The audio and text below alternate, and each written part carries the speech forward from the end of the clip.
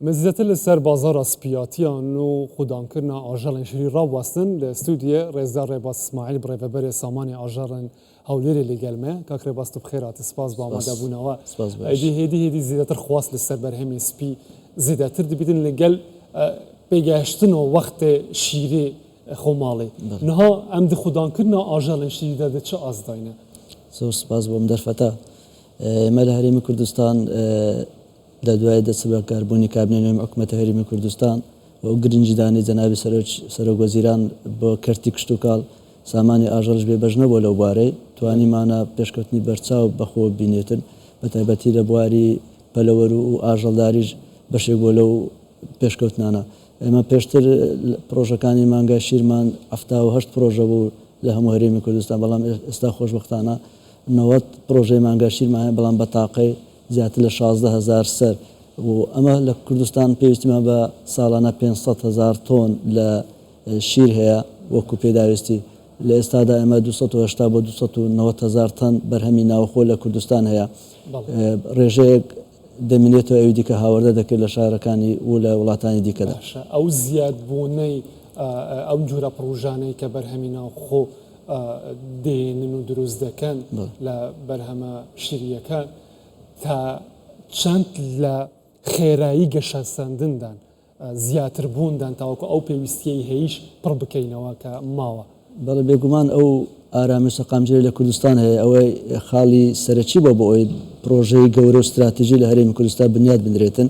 لە ئێستاژە پرۆژەی زۆر گەورە و استراتیژیتر لە ژێر دامەزراندرا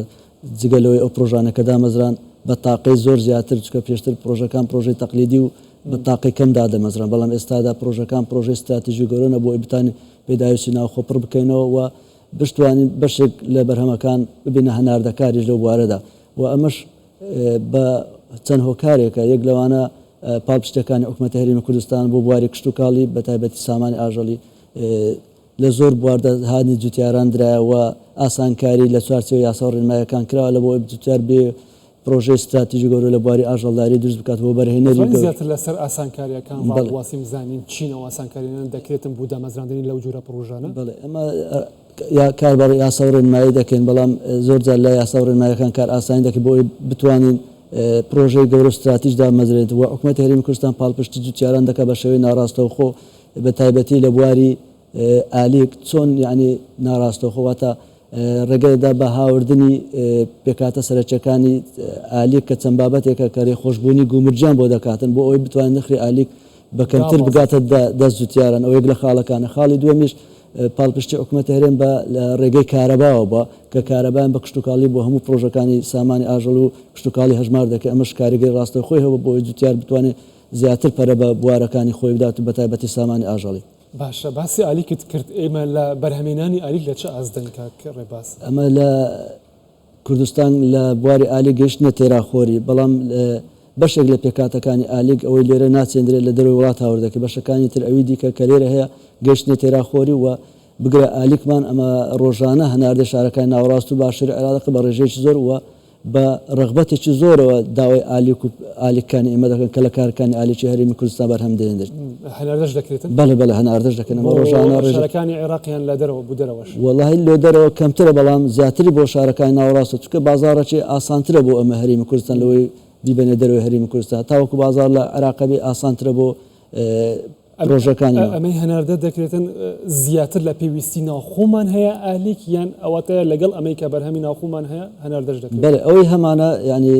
بەرهەمێنانی ئالیک ئەمە لە پێداویستی ناوخۆمان زیاتر هەیە تەنها لە بەشێک لە پێکاتەکان نەبێ نەگەیشتنە تێراخۆ هاوردە دەکرێت کاتانە دەتوانین بزانین چین دەکرێت لێرەش بەرهەم بێنێ کاری لەسەر دەکرێت بەڵێ ئەمە لە ساڵانی ڕابردوو گەنمەشامی بە شێوەیەکی کەم دەچێن بەڵام ئێستا خۆشبەختانە ڕێژێکی زۆر گەنمەشامی دەچێت کە یەکێکە لە پێکاتە سەرچەکانی ئالیک بە تایبەتی لە بواری ئاژەڵداری زۆر پێویستە و گەنم گەشتنە تێراخۆری بابەتی سۆی ئەوانە تاکو ئێستا نەگەشتینە ئەو ئاستێکە بگەینە بەرهەمی خۆمان بۆی لە وڵاتان هەوردە بەڵام ئەوەی دیکە بەشی ئەو بەشێکە لێرە بەرهەم دێنر بەشی ناوخۆی کوردستان دەکاتم بەشی ئەو بەشە دەبێتەوە لە دەرەوە هاوردە دەکرێتن باشە بۆ ئەوەی کێبڕکێ بەرهەمی دەرەکی بکاتن چونکە هێستش بازاڕەکان پڕن لە بەرهەم دەرەکێت چی کراوە خۆشبەختانە چەند کارگەیەکی گەورە دامەزراون لەو ساڵانەی دوای لە کابینەوەیم بە تایبەتی ئەو کارگەی زۆم کە یەکێکە لە کارگە زۆر باشەکان کە جوتیار ئێستا دڵنیا لەوەی چۆن بەرهەمەکەی بە بازار دەکات چونکە پێشتر ئەو بابەتە نەبوو لێ جوتیاری بەڵێ شیر جوتیارە وەردەگرێت و بنکەی لە زۆربەی شارشکەکانی کوردستان کردێتەوە بۆی ئەو شیری جوتیارە وەربگرێت ئەمەش دڵنیایە کە بۆ جوتیاران بۆی بتوانێت پەرە بە بەرهەمەکەی خۆی بداتن ئەو یەک لە خاڵە سەرچیەکان بووە و ڕاستە تاکو ئێستا نەگەشتە تێراخۆی بەڵام لە ساڵانی داهاتوو و پلان و بەرنامەی باشێ بۆ ئەوی لە بواری ئاژەڵداری بە تایبەتی لە شیر و گۆشتی سۆر ئەمە بگەینە بابەت تۆراخۆری چۆن لە بابەتی پەلەوەری گۆشت و هێلکە کە ئێستا بووینە هەناردەکاری جگەلەوەی بازارەکە ناوخۆپڕ دەکەینەوە هەناردەی شارەکەی ناوڕاست باشە ئەگەر سەیری نرخەکان بکەین کە ڕێبە زوو هاوڵاتی باسی ئەوە دەکەن کە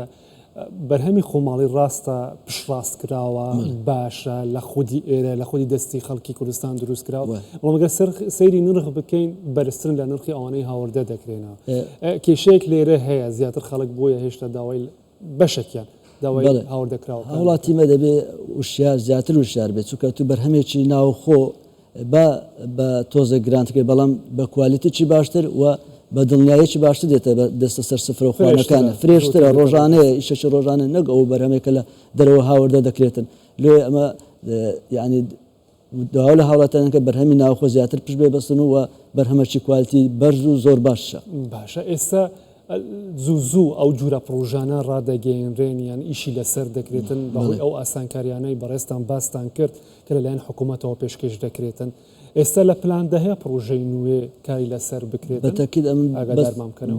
لە سنووری پارێزگای هەولێر لە بەڕایەتی گشتی کشتتوکاڵ ئێستا چەند پرۆژێکی گەورە و استراتیژی لەژێر دامەزراندندا ئینشاءالله لە ماوەکانی داهاتوو دەست بەکار دەبن و ئەمەش دەبێتە دەچێتە پاڵ ئەو تاقە و وزەیە کە زیاتر بۆ پرۆژەی ژمارە ئاژەڵ زیاتر و جوتیارش دڵنیا دەبێتەوە کە بەرهەمەکەی چۆن ساغ دەکاتەوە ئەوانش پرۆژێک متەکاملن ئەوانی کە دروست دەکرێتن ئەمەش کاریگەری ڕاستە خۆ دەبێت لەسەر زیاتربوونی بەرهەمی شیر و هەتا گۆشتیش زیاتر پێویستمان بە چەند پرۆژەی لەو شێوەیە کە بتوانین پێویستی ناوخۆ پڕ بکەینەوە بە بەرهەمە شیر یەمەنیەکە خۆی ژمارە پرۆژە دەور نابێت بەڵام تاقی پرۆژەکان بەناوەندی حساب بکەین بەپێی ئەو پرۆژانەی پێویستمان بە ژمارەشتە چکە ئەمە 55 تاکو 6 لە شیری ناوخۆ بەرهەم دێنە ئەوی دیکە لە دەرەوە هاوردە دەکرێت لێ جارێ ماوەکمان پێویستە بۆی بتانی بەڵام بە پرۆژەی کوالەتی بەرز دەبێت ئەو کاتە ژمارە پرۆژەکان یعنی کەمتر بەڵام تاقەکان بەرز دەبێت بۆ ئاسانتر دەتان بگەینە ئاستی تێراخۆری ئەو پرۆژانێکی ئاسانتر شیانی خۆیان بەرز بکەنەوە بڵێ بتا ئەو پرۆژان هەشمان دەتوانن تاقی خۆیان بەرزکەنەوە فراوان بکەن ژمارە ئاژەڵەکانیان زیاد بکەن و ئاسانکاری تاواشیان بۆ دەکەن ئەمە بۆی بتین بگەینە ئاستی تێراخۆری و بگەینە هەناردەکاریش ئەوەش هەیە شیر هاوردە بکرێت و لێرە بە پیشەسازی بکرێتن ئەمەش دەکرێت ئەو بابەتە ناکرێت تەنها بەرهەمەکانی سپیاتی هاوردە دەکرێت دیکە شیر هاوردە ناکرێتن شیر ئەو بەرهەمێکە لە کوردستان هەیە ئەو لە کارەکان ساغ دەکرێتەوە باشە گەلێک سپاس ڕێزدار ڕێباز اسماعیل ڕێبەری سامانی ئاژەڵان لە هەولێر ماندوو نەبن زۆر سپاس باش